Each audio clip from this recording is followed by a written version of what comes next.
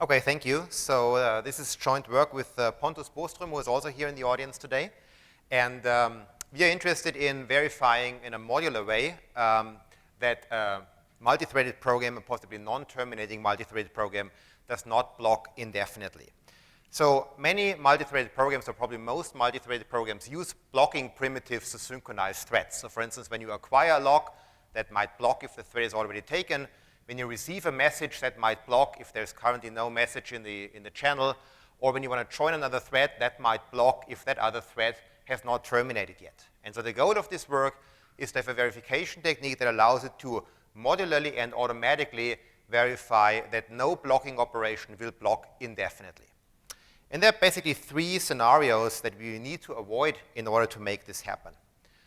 The first one is a scenario where a thread A blocks because it tries to acquire, for instance, a lock that B holds, and B just never gives it up.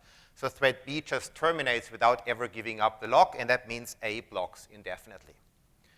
A second scenario is where A blocks on a lock that B holds, and B doesn't terminate, but instead runs forever without giving up that lock. So in this example here, B acquires the lock and then enters in an infinite loop.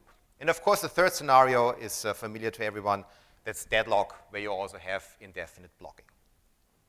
So the basic idea that we use in order to prove the absence of infinite blocking is the notion of obligations. So what we do is we associate threads with obligations to unblock other threads. So in principle, we maintain an invariant that says whenever one thread is blocked, there must be another thread in the system that has an obligation to unblock it. Okay? And then that other thread will eventually perform this unblock operation, and the first thread can continue. And so that allows us to do thread modular reasoning, because instead of looking at all the threads at the same time, we can just look at one thread at a time together with its obligations and reason about those. So that means for the purpose of this talk, I will look at three blocking operations like before: acquire, receive, and join. And for each of them, we have a corresponding kind of obligation. So we have a releases obligation, which is an obligation to eventually release a lock X. We have a sends obligation, which is an obligation to eventually send n messages on a channel X. And we have a terminates obligation, which is an obligation to eventually terminate such that another thread can join us. And we picked those three examples out of many possible examples because they exhibit different characteristics that these obligations can have. So in particular, there are obligations you can accumulate, whereas other obligations you can have at most once. So for instance, you can have obligations to send many messages or to release a reentrant lock many times, whereas an obligation to terminate can exist at most once per thread. There are obligations that you can transfer between threads. So for instance, it doesn't matter which message sends a message, which thread sends a message, as long as the message eventually ends up in the channel and the receiver gets unblocked. Whereas a lock can only be released by the thread that acquired it initially, so you cannot transfer that kind of obligation between threads. And finally, some obligations have a dual concept of a credit, which we introduced in earlier work a couple of years ago to reason about message passing, whereas others don't. So one of the goals of our work was to have a uniform treatment. So we have a verification technique that treats all of these kinds of obligations in the same way, and that makes it very easy to extend the technique to other kinds of blocking operations and therefore other kinds of obligations. So the basic idea is that we want to do not only thread modular reasoning, but also procedure modular reasoning. So we want to be able to reason about the procedure implementation without knowing its callers. And therefore, it's not enough to say a thread holds an obligation. We have to do it on a more fine-grained level, and so our obligations are held by either method executions or loop iterations. Okay? And then when a method execution holds an obligation, that obligation can be transferred. So for instance, when you make a call, you might want to transfer that obligation to your callee method and tell this callee method to satisfy the obligation. And we use the specifications that methods have anyway in our technique in order to describe how these obligations get transferred. So here's a tiny example. So at the bottom, I have a main method that acquires or creates a new lock, and then calls a method A, and A acquires the lock, and then it calls a method R, and R releases the lock. And you see here that A has a post condition, releases X, and that expresses that this method returns to its caller an obligation to release X. And similarly, R has a precondition releases X, and that means when you call that method takes from its caller an obligation to release R. So what's happening intuitively in our verification technique is the following. When we acquire X, that creates a new obligation, because now this thread might block another thread that might also want to acquire X. Okay, so this red dot symbolizes this obligation here. And now when the method terminates, because of the post condition, we give this obligation back to the caller. So the obligation goes to the execution of the main method.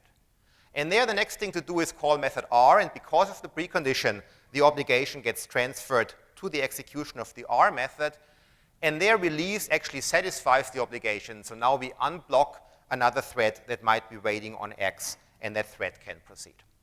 So that's the basic idea. And this concept of having specifications that describe how certain resources get passed around in a program, this is nothing new. So we used this already years ago to automate proofs in separation logic, and of course implicit dynamic frames use the same kinds of idea. So basically what we do is, whenever we have an assertion that gets checked, so when you normally have an assert of a property, we instead have an operation that we call exhale. And exhale means you check the property, and if the property contains any obligations, give them away. And then whenever a property gets assumed, we instead have an operation called inhale, and inhale means assume whatever the assertion says, and if it contains obligations, obtain those obligations. Okay, so exhale and inhale are like assert and assume, but in addition, they transfer these obligations. And I will make this more precise in a moment. So what we did in the paper is we formalized these ideas via an encoding into the Boogie intermediate language, and I'll just show you a tiny subset of this encoding here. So assertions here for the purpose of these slides have only a few different forms. We can either have a pure assertion E, pure meaning it does not contain any obligations. We can have implication, where the left-hand side must be pure. We can have conjunction, and just as an example for an obligation, I use a releases obligation here. And now we have these exhale and inhale operations. And if the assertion that we want to exhale or inhale is pure, just something like X is non-null, for instance, then it's really just an assert and assume. So exactly what you would assume. For implications, that gets translated or encoded into a conditional. So if the left-hand side holds, then exhale or inhale the right-hand side. Implication means you subsequently exhale or inhale the two conjuncts. And the interesting part is, of course, the obligation. And for that, let's just assume now that we have some auxiliary function that tells us how to exhale and inhale obligations, and I will define those on the next slide. So that's the basic idea. Now, basically, whenever you think about like Hoare logic, whenever you assume something in Hoare logic, like at the beginning of the method, you would assume that the precondition holds. Well, now think you inhale it. And whenever you check something in a Hoare logic, say before a call, you check the precondition, now you exhale it. And this automatically will make sure that the obligations get transferred the way they need to be. So how can we encode the obligations themselves? So what we have is a map that is a thread local variable that exists for every method execution and every loop iteration. And that maps the things for which we can have obligations. So in our case, locks, channels, and term stands for the obligation to terminate, to a natural number. And it tells us how many of these obligations we have. For some obligations, this number will always be 0 or 1. For other obligations, we can have several, as I described earlier. And then inhale and exhale are fairly straightforward operations. So inhaling an obligation means you get the obligation, so you increase the value of this B map. And when you exhale it, you first check that you actually have an obligation to give away, so you assert that B of X is greater or equal than 1, and then you give it away. So when we look at this example again, now we understand a bit more precisely what's happening here. So when we acquire X in the A method, we inhale an obligation, right? So we get one more obligation. That's the red dot here. And now at the end of the method, normally at the end of the method, you would prove that the post condition holds. So in our setting here, we exhale the post condition, and that gives away that obligation. And at the same time, the caller would assume that the post condition holds after the call, so you inhale and you get the obligation. And then you have the same kind of exhale-inhale pair again for the precondition of method R, which transfers the obligation to that method, and then releasing it just finally exhales the obligation and it disappears. So that's the basic idea how obligations work and how we manipulate them in a program. So now let's go back to these three scenarios that I presented initially that cause problems. The first scenario was what happens if a thread has an obligation to block another one, but just never does so because it terminates before satisfying this obligation. In order to prevent that, we perform a so-called leak check at the end of every method body and at the end of every loop body. So if you think of a method, what happens at the very end of the method is you exhale the post condition, right? And after that exhale has happened, there must be no obligation left in the method, because now the method will terminate, it will get popped from the stack, so the obligation would just disappear, which is of course unsound. Okay, so we impose a proof obligation at the very end, after exhaling the post condition, that no obligation is left. And so in this example here, this will immediately fail for my B method here, because obviously B still has a releases obligation at the end, and so it doesn't pass the leak check. We have a very similar check before a call to a non-terminating or possibly non-terminating method, or before entering a possibly non-terminating loop, because also there you have the problem that if you were allowed to leave obligations in the caller of such a method, execution would never come back because it's a possibly non-terminating call, and so this obligation would be stuck there forever, and it would not be useful to prove that actually threads make progress. Also, we prevent all other ways of kind of hiding obligations. So for instance, you cannot send obligations in messages, because if the message, for instance, never gets received, this obligation will be lost forever, and that again would be unsound. So we basically make sure that once you have an obligation in the system, it will stay in the system until it actually gets satisfied. It cannot just disappear. That's what prevents this first kind of scenario.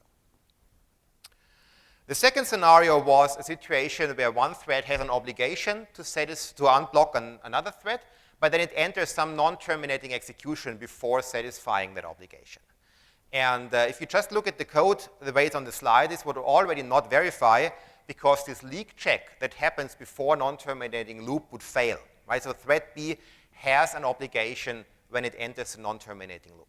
So that would certainly be rejected by the tool, but it would be, according to what I've explained so far, it would be okay if we just added an invariant that the loop always has a releases obligation. So now, before the loop, you would exhale the invariant, and that means the obligation is gone in the surrounding context, and the leak check is satisfied, okay? So we need a way of preventing this kind of situation. And it's important to understand that it's not an option to just say, okay, we apply total correctness, we prove that all the loops and methods terminate, because concurrent programs very often have non-terminating components like actors or servers or watchdogs. So we want to allow such components in the system and nevertheless make strong statements. So of course, partial correctness is also not a solution, because then you just wouldn't find such issues, because code like thread B would be trivially correct. So what we need is a more sophisticated treatment of termination here. And one might think that a very easy solution would be to just prove that whenever a method or loop might possibly enter a non-terminating execution, just make sure that you hold no obligations at this time. Okay? So that would easily rule out this example, right? Because the while true loop is obviously potentially non-terminating, and so we hold an obligation before entering that loop, so that would be ruled out by this naive proposal. However, there are lots of useful code that would also violate this rule. Like for instance, here is an await example, where you acquire a lock, and then you check whether a condition P holds, and if not, you release the lock and you reacquire it, and you check again. So this is exactly what people write all the time in Java, except that instead of release acquire, they would put a wait call there. But wait does exactly that. Gives up the monitor temporarily, reacquires it later when a signal comes, and then you can check the property again. And this is also, from the perspective of a verifier, a potentially non-terminating loop, because you don't know whether this P property will ever be satisfied.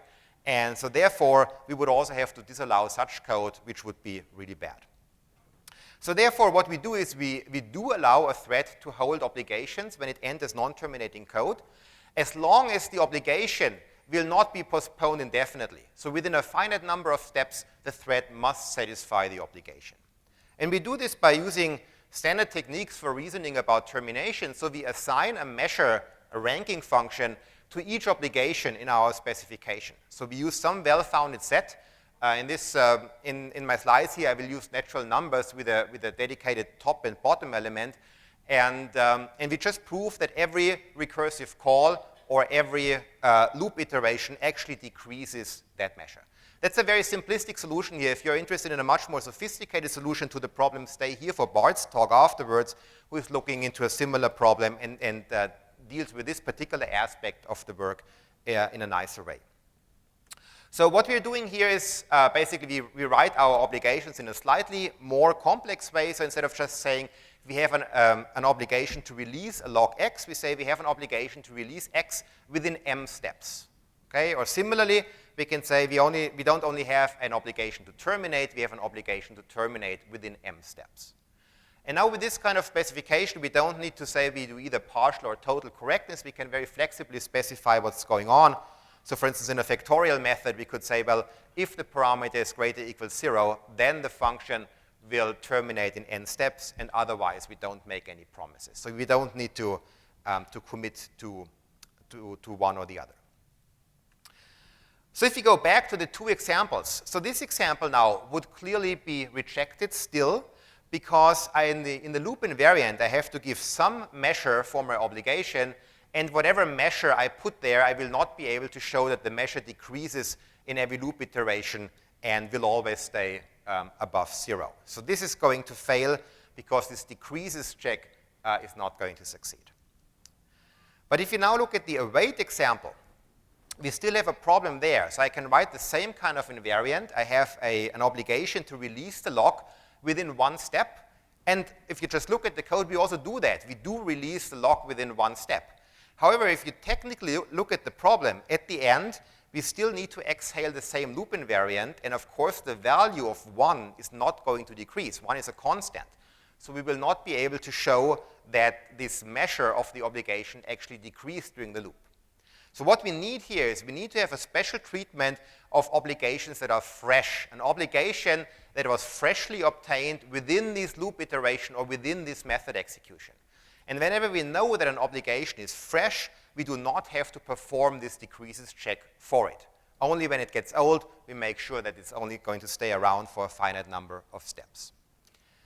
So let's see how we can encode that. So in addition to this B map that I introduced earlier, we will also have an F map. And it says how many of the obligations we have in B are fresh. So we also map logs, channels, and term to natural numbers. And now if you see how inhale and exhale need to get modified if we inhale or exhale an obligation with measure m, this is what you have seen so far. So now let's add the treatment of fresh. So let's look at inhale first. So the inhale takes an extra argument that tells us what the measure of the obligation is that we want to inhale. And we use the special value top to indicate that this obligation is fresh. So therefore, what inhale does is, if the obligation we inhale is fresh, so if m equals top, then we increment the F mask, and we always increment the B mask. So that's straightforward. On the exhale side, we also take the measure as an argument, and now we need to decide whether to exhale a fresh obligation or an old obligation.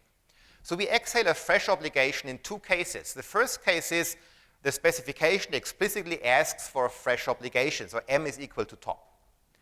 The second case where we exhale a fresh obligation is if we only have fresh obligations. So if b of x is equal to f of x. So all the obligations we have are fresh. So the only thing we can give away is a fresh obligation. And so we store the number of fresh obligations that we give away in this local variable f. That will always be 0 or 1. And now we prove that we actually have an obligation to give away, and we have enough fresh obligations to give away, and then we update our maps accordingly. And now we're almost there. The only thing that is missing is we need to perform this decreases check. We need to check that at the end of a loop and at the end of a method, before a method call, this measure actually decreased. And in order to do that, we add one more parameter, p here, and p stores the pre-state values of these measures. So within a loop, p contains the value of the measure that you had at the beginning of the loop, and within a method, it contains the value of the measure that you had at the pre-state of the method.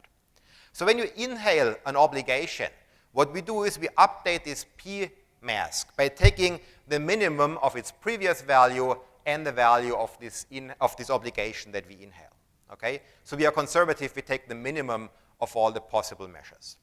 And when you exhale, and you exhale something that is not fresh, so if f is 0, then we show that the measure that you use now during the exhale is strictly smaller than what you recorded earlier at the beginning of the loop or the beginning of the method. So to see this in action, these are the same encodings as you saw on the previous slide. In the example, you saw 2 slides earlier. So why does this fail? Well, when we acquire, we inhale a fresh obligation. And here I use a green dot to indicate that the obligation is fresh. And this fresh obligation stays around. And then before the loop, we need to exhale the invariant. Okay? Now, if you look at the exhale, that's going to succeed because we have a fresh obligation. So we will exhale a fresh obligation, and no decreases check needs to be performed. So that's going to be just fine. Inside the loop, we start by inhaling the invariant. And that now gives us an obligation, not a fresh one, an obligation with measure 1. And we record that in this p mask that the measure has value 1.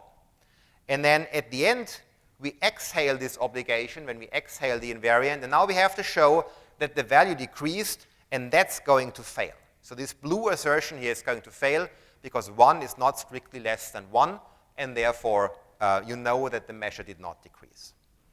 On the other hand, if you go to the await example, it starts the same way. So let's just jump to the situation where we inhale the invariant. So now as the next thing is we go to the release statement, and the release exhales the obligation with a measure of bottom, because now we get rid of the obligation, we don't need to worry about the measure anymore. So that's going to succeed, and the obligation disappears. And now the acquire will inhale a fresh obligation. And now we move this fresh obligation to the end of the loop. And now when we exhale it, like before, we do not have to check decreases because we will exhale a fresh obligation, and therefore this decreases check is trivially true because the left-hand side is false. So that handles 2 of the 3 scenarios that I introduced earlier. Let's quickly look at the third one. So the third one is deadlocks. And again, here's a small example. I have a thread A that creates a lock, then forks another thread, and it shares that lock with the other thread, and then acquires the lock, tries to join the other thread, and then releases the lock. And thread B just does an acquire release. So if you start this by executing A, what will happen is that A acquires the lock and then blocks because B has not terminated yet. So if you have the 2 threads, you are in a situation where A is waiting on B to terminate. So then B would run, and B, of course, cannot make progress because it cannot acquire X. X is held by A. So B is going to be blocked by A. So you have this kind of cyclic situation that is typical for deadlocks. But what is important to notice here is that the deadlocks do not only involve locks, they involve any kind of blocking operation. Right? So A is waiting on B because it tries to join.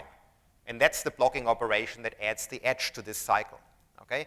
So therefore, what we have to do is we have to prevent such cycles, and we have to take into account not only locks, but any kind of blocking operation. But fortunately, now we're in a good situation to have such a proof obligation here, because we know exactly what the obligations are. We know that A is waiting on B when B has an obligation to unblock A. Okay, so we can look at the obligations if we know exactly what kind of edges might exist in this graph. So the way we solve this is we introduce a wait order on all the obligations in the programs. It's a partial order, and you only need to specify certain edges of it. You never need to know the entire thing. But in principle, you can order any obligation that you might have in your program execution. And then what we need to show is that every blocking operation respects this wait order. So when you want to perform a blocking operation, you need to show that all the obligations you hold at this point are strictly less than the obligation that corresponds to this blocking operation you're about to perform. And if you check that, then you cannot create the cycles, and then you cannot have deadlock. So what we really get is a uniform treatment, a uniform proof obligation for all the blocking operations that I expressed here as below X, where below X means that all the obligations that the current thread holds, so here you have the quantifier over everything where B of O is greater 0, all these obligations are strictly less than X in this locking order. And there's just a small technical twist here.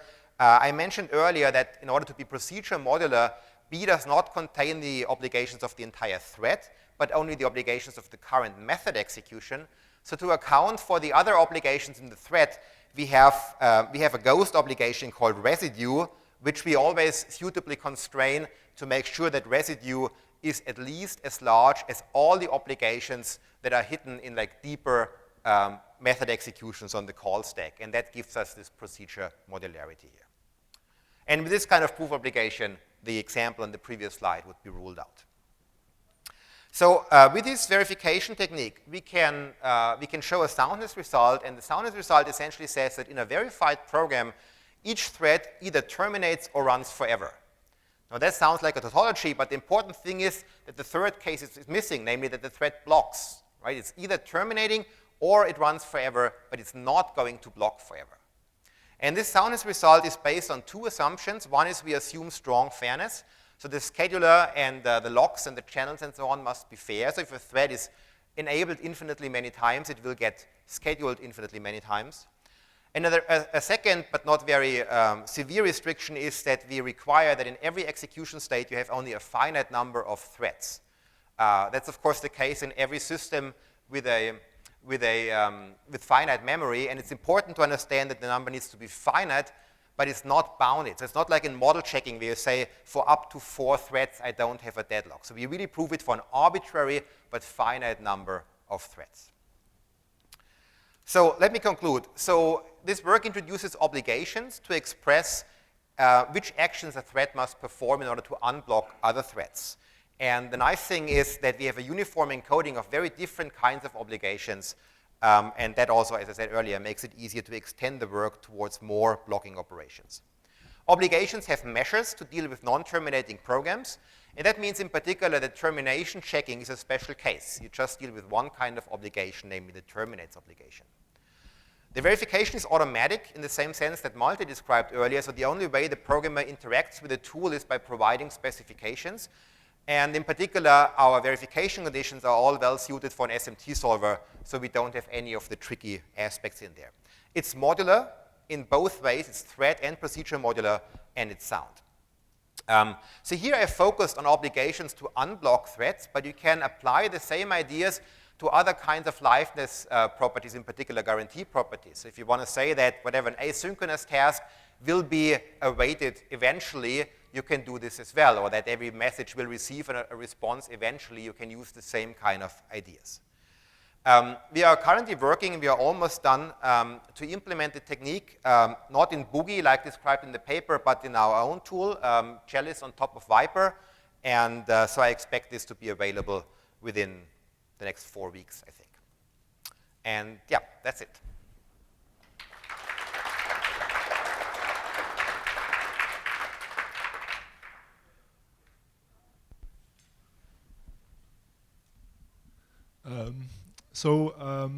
It seems that you can get rid of the freshness map and the keeping track of the old state by at every method call and every back edge of a loop decreasing all of the values and checking that they are not negative.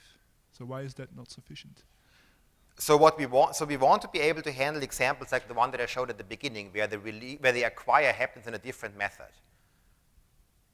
Right? So if you want to give a look at two methods, a method that does nothing or a method that does a release acquire. Right? You want to see the difference in the specification. And in one case, nothing would happen. You would still have the same old obligation. In the other one, you would have given up the old obligation and you get a fresh one instead. So if you want to be procedural modular, I don't see a way of avoiding having a notion of freshness that you can use in post conditions. Okay. Yeah.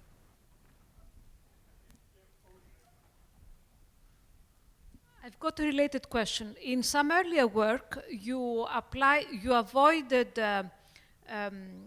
deadlock by giving priorities to the locks and making sure that they are acquired in decreasing order, something like that.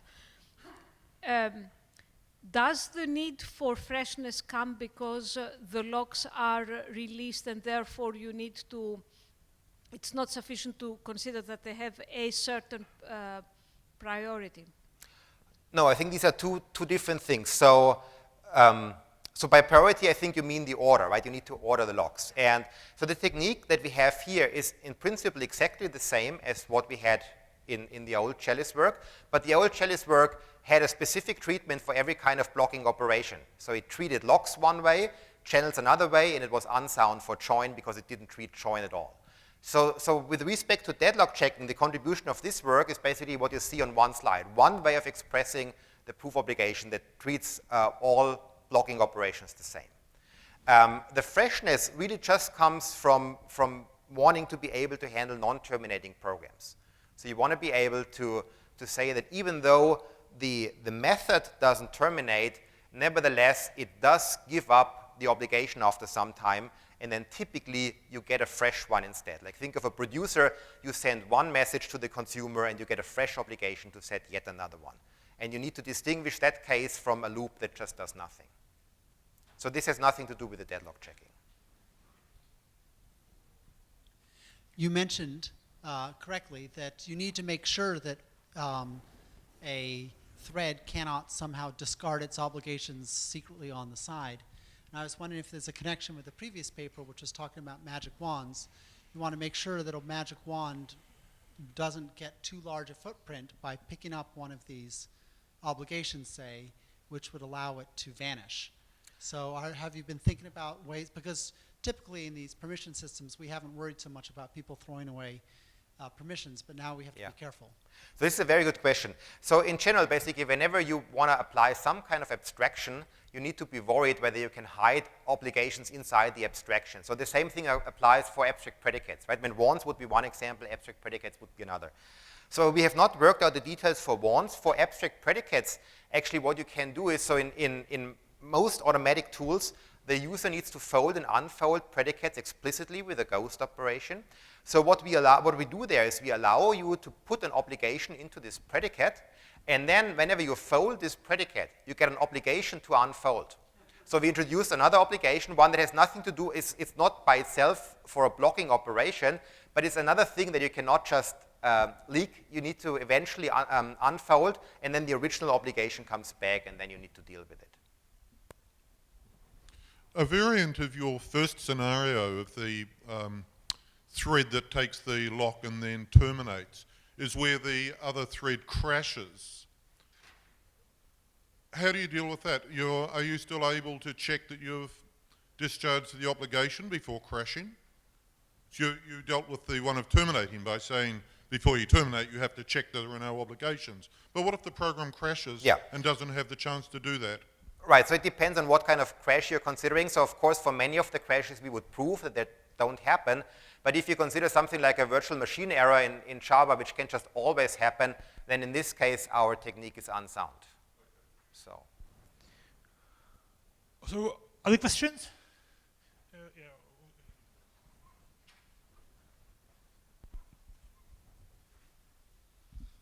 Hi. So in many runtimes, the number of worker threads you can use to execute your program is fixed. No. So the verifier so the soundness relies on the fact that it's finite. No, so I'm constructing a scenario in in real life. The runtimes have a fixed number of worker threads. You can't create as many as you like. Sure. So say you have a program that has 3 actors to execute, but it only gets 2 worker threads, and 2 actors execute, and they're waiting for a message from the third actor, but the third actor will never be scheduled because the 2 threads are blocked. But your system might say that the third thread will eventually execute, and it will send a message to the other 2, and they'll execute. Can you handle this scenario in your verifier? I'm not sure I understood the scenario. So we have 2 threads, and they are both blocked. Yes, waiting for a message from the third thread, which will never. So you have 3 threads. 3 actors. 3 actors. How many threads do you have?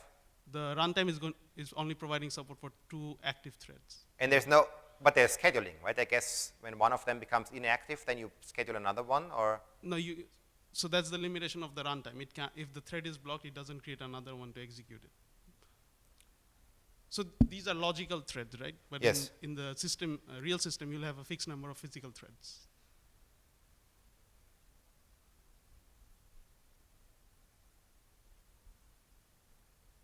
I don't even know what this would look like in terms of program text, right? So So I mean, you can so are you saying that you have a programming language where you can generate like actors, but they never get executed because there's no threat? Yes. But this would essentially violate our fairness assumption, right? So we could not handle that. Okay, thank you.